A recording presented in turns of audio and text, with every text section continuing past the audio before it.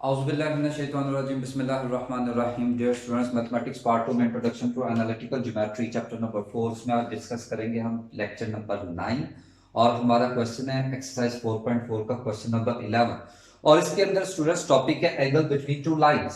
Find the interior angle of the triangle whose vertices are A B and C. तो ये triangle आपके सामने है, एक सिंपल ट्रायंगल है, इसके वर्टिसेस है ए और बी और सी। तो ए पॉइंट हमारे पास है 6 और 1, बी पॉइंट हमारे पास है 2 एंड 7 और स्टूडेंट सी पॉइंट हमारे पास आ गया -6 एंड -7। अब क्योंकि एंगल फाइंड करना है तो एंगल के लिए सबसे पहले हमें स्लोप चाहिए। तो ए बी की स्लोप इसको हम रिप्रेजेंट करेंगे एज अ m1, बीसी की स्लोप m2 और AC की स्लोप m3। तो सबसे पहले हम स्लोप्स की बात करते हैं, फिर हम एंगल की तरफ आएंगे। तो पहले हम लिखेंगे स्लोप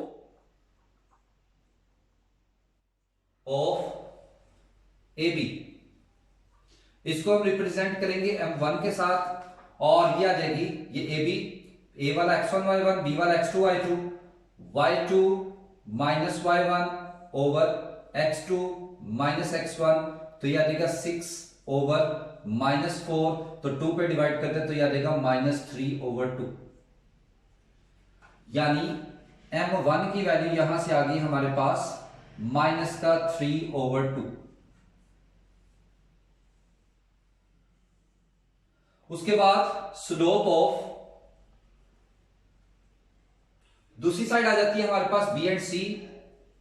इसकी स्लोप को हम m2 से रिप्रेजेंट करेंगे। तो b वाला x1 y1 हो जाएगा, c वाला x2 y2 हो जाएगा। तो ये आ जाएगा y2 minus y1 over x2 minus x1। तो ये आ जाएगा -14 ओवर -8। तो 2 7s are 14, 2 4s are 8। तो यहां से m2 की वैल्यू आ गई 7 ओवर 4। तो स्टूडेंट थर्ड नंबर पे आ जाती है स्लोप ऑफ AC। तो A हमारे पास x1 y1 होगा, C हमारे पास x2 y2 हो जाएगा। तो इसको m3 से रिप्रेजेंट करेंगे। तो यहां से यह आ गया y2 minus y1 over x2 minus x1। तो यह आ गया -8 ओवर -12। तो यह आ गया 4 2s are 8, 4 3s are 12। तो यहां से m3 की वैल्यू आ गई 2/3। अब स्टूडेंट बात करते हैं एंगल की। तो हम सबसे पहले आपने रोटेशन जो है, जैसे कि फर्स्ट ईयर चैप्टर 9 में पढ़ा हुआ, रोटेशन हमने हमेशा एंटी क्लॉकवाइज इसकी लेनी है। तो ये आ गया, इसकी एंटी क्लॉकवाइज रोटेशन इस तरह से बन जाएगी, इसकी एंटी क्लॉकवाइज रोटेशन कुछ इस तरह से बन जाएगी और इसकी एंटी क्लॉकवाइज रोटेशन कुछ इस तरह से बन जाएगी। तो ये आ गई हमारी रोटेशंस।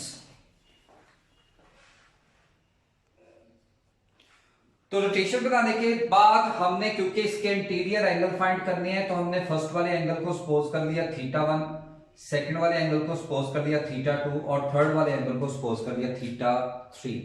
तो अब फंक्शन याद रखिएगा, फंक्शन हमारा होगा टेंजेंट और एंगल है θ1। अब आपने फाइंड कैसे करना है, तो याद रखिएगा जब एंटी क्लॉकवाइज रोटेशन बना दी, जिस तरफ को एरो का हेड होगा उसकी स्लोप पहले, जिस तरफ को एरो का टेल होगा उसकी स्लोप आ जाएगी -m1 ओवर 1 प्लस दोनों का प्रोडक्ट। m3 की वैल्यू यहां पे 2/3 है और m1 की वैल्यू हमारे पास है -3/2 ओवर m1 प्लस m3 आ गया 2/3 और m1 की वैल्यू आ गई -3/2। तो स्टूडेंट्स जब इसकी हम सिंप्लीफिकेशन करेंगे तो यह आ जाएगा इन्फिनिट। तो यहां से जब एंगल निकालेंगे तो tan θ1 दैट इज इन्फिनिट और यहां से थीटा 1 की वैल्यू आ जाएगी टेन इनवर्स इन्फिनिट, और यहां से जो हमारे पास एंगल आ जाएगा फर्स्ट, दैट इज 90।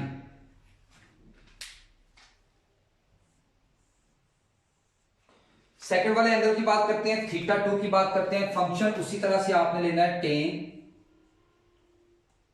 थीटा 2, और थीटा 2 इसकी एक साइड पे m1 है, एक साइड पे m2 है, तो याद रखिएगा एरो वाली स्लोप पहले माइनस टेल वाली slope over 1 plus m1 m2। तो m1 की वैल्यू हमारे पास आ जाती है -3/2, m2 की वैल्यू आ जाती है 7/4 ओवर 1 प्लस -3/2 -7/4। और स्टूडेंट जब इसकी सिंप्लीफिकेशन करेंगे, सिंप्लीफिकेशन करने के बाद, तो सिंप्लीफिकेशन सारी करने के बाद वैल्यू आ जाती है हमारे पास 2, यानी हमारे पास टेन थीटा 2 इसकी वैल्यू आ गई 2, तो यहां से थीटा 2 की वैल्यू निकल आएगी टेन इनवर्स 2, और यहां से थीटा 2 इज इक्वल टू 63.43, और ये बन गया हमारा सेकेंड एंगल। उसके बाद बात करते हैं थर्ड एंगल की, यानी टेन थीटा 3। तो थीटा 3 हमारे पास आ रहा है, इसके एक साइड पे आ रहा है m2 और एक साइड पे आ रहा है m3। एरो किसकी तरफ है? m2 की तरफ, माइनस टेल किसकी तरफ है? m3 की तरफ, ओवर 1 प्लस m2 m3। तो स्टूडेंट यहां पे m2 की वैल्यू पुट करें, वो आ जाती है 7/4, माइनस m3 की वैल्यू पुट करें तो आ जाती है 2/3, ओवर 1 प्लस 7/4 माइनस 2/3 मल्टीपल, और ये वैल्यू इक्वल टू आ जाती है हमारे पास, ये आ जाती है जी 1/2। इसकी सिंप्लीफिकेशन करें तो यहां से tan theta 3 is equal to 1/2, और theta 3 is equal to tan inverse 1/2, और यहां से हमारे पास थीटा 3 की वैल्यू बन जाती है, कैलकुलेट करें तो यह आ जाती है 26.56।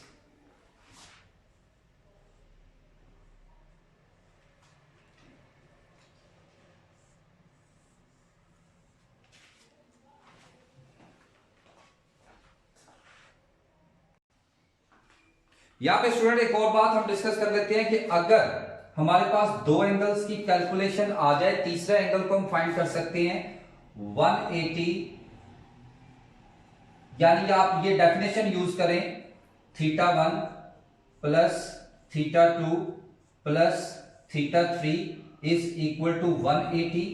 अगर ये तीसरा एंगल आप टेंजेंट से नहीं फाइंड करना चाहते तो उसके लिए अल्टरनेट मेथड हमारे पास है। तो यहां से थीटा 3 की वैल्यू आ जाएगी 180 माइनस थीटा 1 माइनस थीटा 2, तो यहां से theta 3 is equal to 180 minus theta 1 की वैल्यू आई 90, और थीटा 2 की वैल्यू आई 63.43। यहां से थीटा 3 हमारे पास 26.56। आप इस तरह से भी अल्टरनेट मेथड से तीसरा एंगल फाइंड कर सकते हो।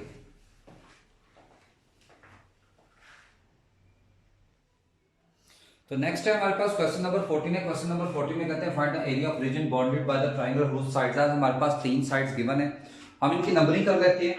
पहले वाली वैल्यूज है हमारे पास, साइड है 7x minus y minus 10 equal to 0, फिर है 10x plus y minus 41 equal to 0, और then 3x plus 2y plus 3 equal to 0। तो सबसे पहले स्टूडेंट्स हम इसमें सॉल्व करेंगे बाय 1 एंड 2।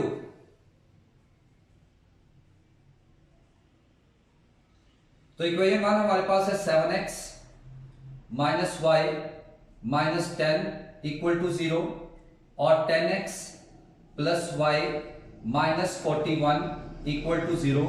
अगर हम इन दोनों को ऐड कर दें तो यह आ जाएगा 17x माइनस 51 इक्वल टू 0। तो 17x इक्वल टू 51, तो यहां से x की वैल्यू आ गई 3। पुटिंग x इन 1, तो इक्वेशन 1 में x की वैल्यू पुट करेंगे तो यह आ जाएगा 7 into 3 minus y minus 10 equal to 0। तो यह आ जाएगा 21 minus 10 is equal to y। तो यहां से y की वैल्यू आ गई 11 और इस पॉइंट को पॉइंट ए का नाम दे दें तो यहां से पॉइंट ए हमारे पास आ गया 3 एंड 11।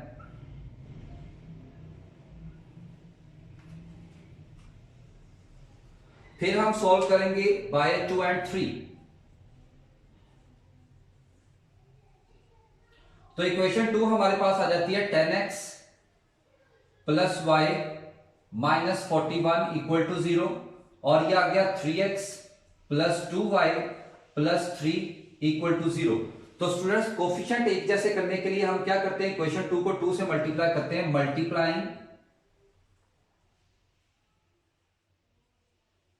Equation 2 bye 2। तो 2 से मल्टीप्लाई करें तो यह आ जाएगा 20x plus 2y minus 82 equal to 0 और 3 वाली as it is 3x plus 2y plus 3 equal to 0 और दोनों को अगर हम कर दें सब्ट्रैक्ट तो ये 2y कैंसल, यह आ जाएगा 17x माइनस 85 इक्वल टू 0। तो यहां से 17x इज इक्वल टू 85, तो x की वैल्यू हमारे पास आ जाती है 5। पुटिंग x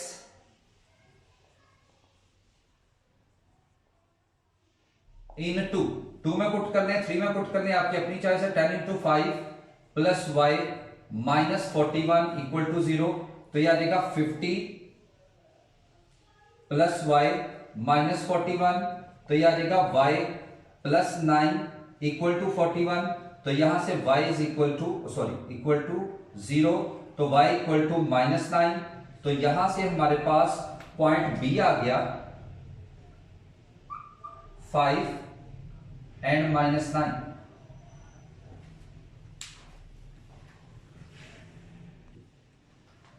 तो नेक्स्ट आ जाती है स्टूडेंट इक्वेशन, हमने पहले 1 और 2 को सॉल्व किया, फिर 2 एंड 3 को सॉल्व किया, अब हम करेंगे 1 एंड 3। तो इधर आप लिखेंगे बाय 1 एंड 3। तो इक्वेशन 1 हमारे पास है 7x माइनस वाई माइनस 10 और 3 हमारे पास है 3x plus 2y plus 3 equal to 0। Again हमने कोफिशिएंट सेम करने हैं तो हमने किया मल्टीप्लाइंग 1 बाय 2। अगेन इक्वेशन 1 को 2 से मल्टीप्लाई करें तो यह देगा ये 14x माइनस 2y माइनस का 20 इक्वल टू 0 और ये एज इट इज 3x, ये 14x और ये आ गया 3x plus 2y plus 3 equal to 0 और कैंसल। तो यह आ जाएगा 17x माइनस 17 इक्वल टू 0। तो 17x इक्वल टू 17, तो यहां से x की वैल्यू आ गई 1 और पुटिंग x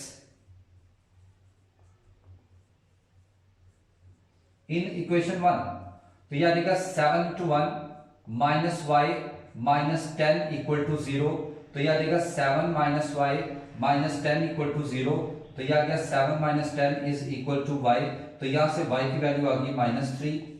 तो यहां से हमारे पास पॉइंट C आ गया 1 एंड माइनस 3।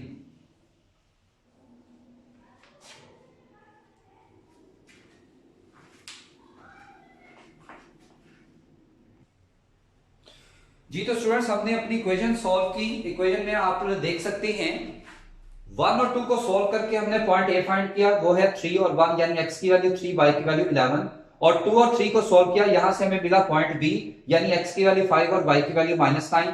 और 1 और 3 को सॉल्व किया, यहां से हमें मिला पॉइंट सी, x की वैल्यू 1 एंड c की वैल्यू 3। हमने फाइंड करना है area of region bordered by the triangle, यानी ट्रायंगल के एरिया का फॉर्मूला हम ऑलरेडी डिस्कस कर चुके हैं। यह देगा हाफ इंटू, यानी 1/2 into first point 3 and 11, second point है 5 एंड -9, और थर्ड पॉइंट आ जाता है 1 एंड -3। और डिटरमिनेंट स्क्वायर बनाने के कंप्लीट करने के लिए 1 1 का कॉलम। अब हम करेंगे इनका डिटरमिनेंट ओपन, तो ये आ गया 1/2 और ये आ गया 3, फिर आ गया -11 और नेक्स्ट आ गया +1।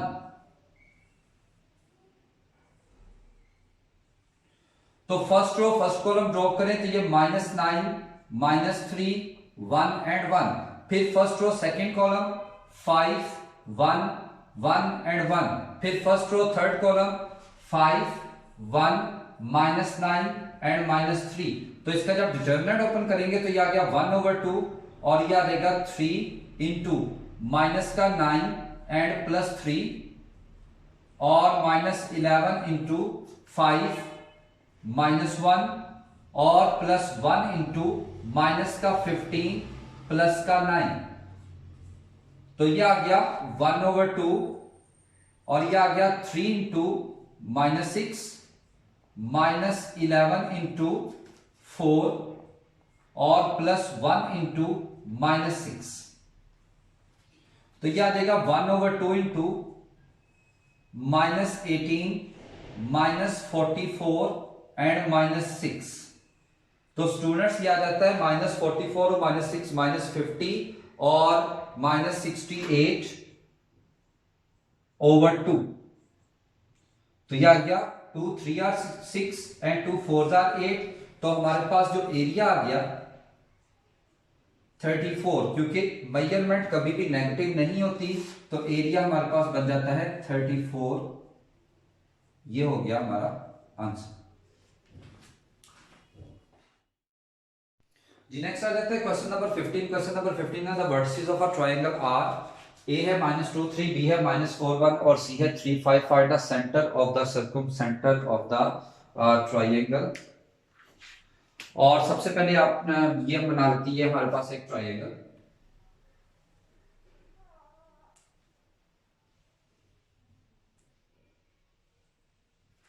A B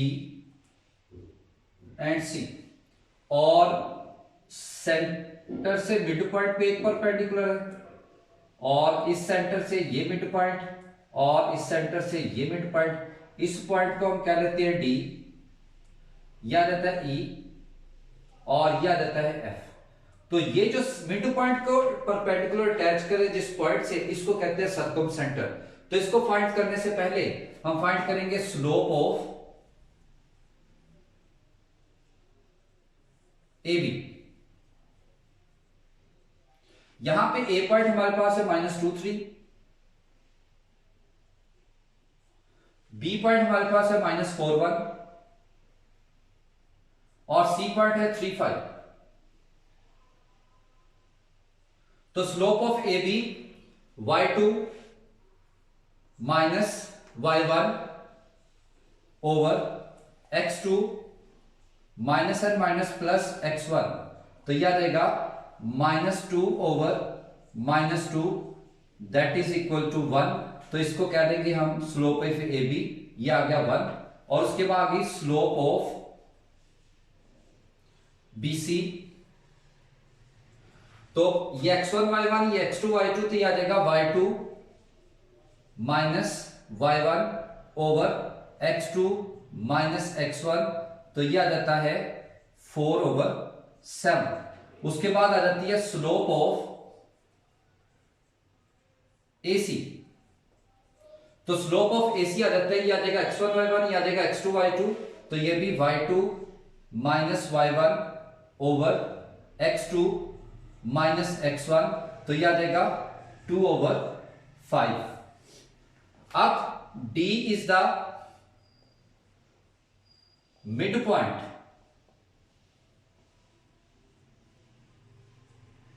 of A B. So तो D की वैल्यू हमारे पास आ जाएगी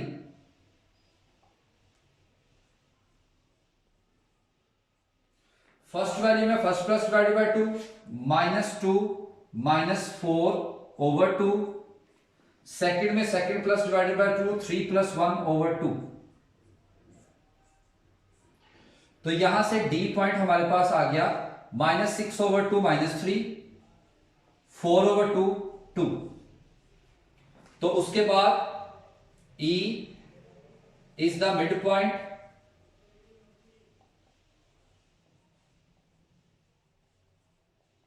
ऑफ BC। तो यहां से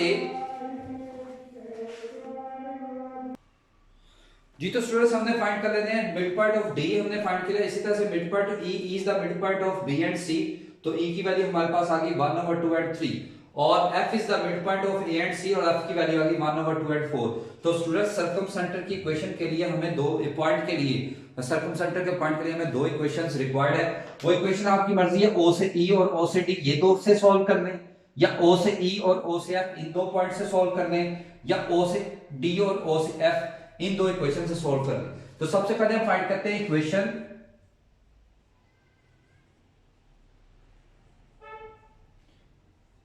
ऑफ ओडी। तो ओडी की इक्वेशन के लिए हमें पॉइंट चाहिए। पॉइंट हमारे पास है डी, तो डी पॉइंट हमारे पास आ गया -3 और 2, यानी जिसपे हम इक्वेशन फाइंड करना चाह रहे हैं, और स्लोप आ गई -1/, क्योंकि ये जो ओडी पॉइंट है ये परपेंडिकुलर है ए बी पे, तो ए बी की स्लोप को उल्टा के sign change slope of A B, तो ये आ गया -1/1 दैट इज -1। तो इक्वेशन हमारे पास आ जाएगी y - y1 m into x - x1। तो यहां से y1 की वैल्यू आ गई 2, m -1, और x1 की वैल्यू आ गई -3। तो ये आ गया y - 2 माइनस का x minus minus plus plus minus -3, values एक तरफ ले आए तो ये आ जाएगा x + y -2 + 3 = 0। तो यहां से हमारे पास इक्वेशन आ गई x + y + 1 = 0, इसको कह रहे हैं इक्वेशन 1। उसके बाद इक्वेशन ऑफ OE, तो पॉइंट हमारे पास E आ जाएगा। E पॉइंट हमारे पास अवेलेबल है 1/2 एंड 3, और स्लोप आ जाएगी -1/, और क्योंकि OE हमारे पास जो लाइन है वो परपेंडिकुलर है BC पे, तो BC की स्लोप को उल्टा के साइन चेंज, तो ये आ जाएगा 4/7, और ये मिलके हो जाएगा -7/4। तो इक्वेशन आ जाएगी y - y1 m into x - x1। तो यहां से y1 की वैल्यू हमारे पास आ गई 3, m आ गया -7/4, और x1 की वैल्यू हमारे पास आ गई 1/2। तो 4 को जब क्रॉस मल्टीप्लाई करेंगे तो ये आ जाएगा 4y - 12, तो ये आ गया -7 इंटू, यहां से 2 एलसीएम आ गया, तो 2x - 1, तो ये आ जाएगा 2 को अगेन मल्टीप्लाई करें तो 2 इंटू 4y - 12, और ये आ गया -7 इंटू 2x - 1, तो ये आ जाएगा 8y - 24 = -14x + 7, तो ये आ गया 14x + 8y - 24 - 7 = 0, तो ये आ गया 14x + 8y, और ये आ गया 31। यह आ गई क्वेश्चन नंबर 2।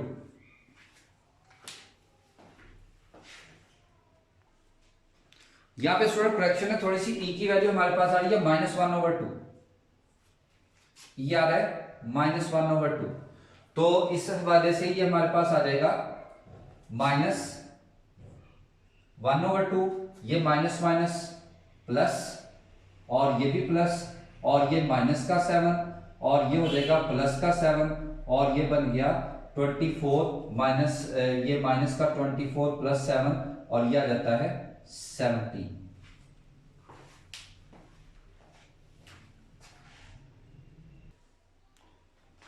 उसके बाद करेंगे बाय इक्वेशन 1 एंड 2 इक्वेशन को, इसके कोफिशिएंट्स सेम करने के लिए मल्टीप्लाइंग 1 बाय 8। इक्वेशन 1 को 8 से मल्टीप्लाई करें तो ये 8x plus 8y plus 8 equal to 0, और ये आ गया 14x plus 8y minus 17 equal to 0, और दोनों को अगर सब्ट्रैक्ट किया जाए तो ये कैंसल, ये आ गया माइनस का 6x प्लस 25 इक्वल टू 0, तो ये आ गया माइनस 6 इक्वल टू माइनस का 25, तो x की वैल्यू आ गई, ये माइनस एंड माइनस कैंसल, 25/6। उसके बाद पुटिंग x इन 1, इक्वेशन 1 में x की वैल्यू पुट करें तो 25/6 plus y plus 1 equal to 0, तो y plus 6 LCM, 25 plus 1 equal to 0, तो y equal to plus 31/6 equal to 0, तो y की वैल्यू आ गई माइनस का 31/6। तो सर्कम सेंटर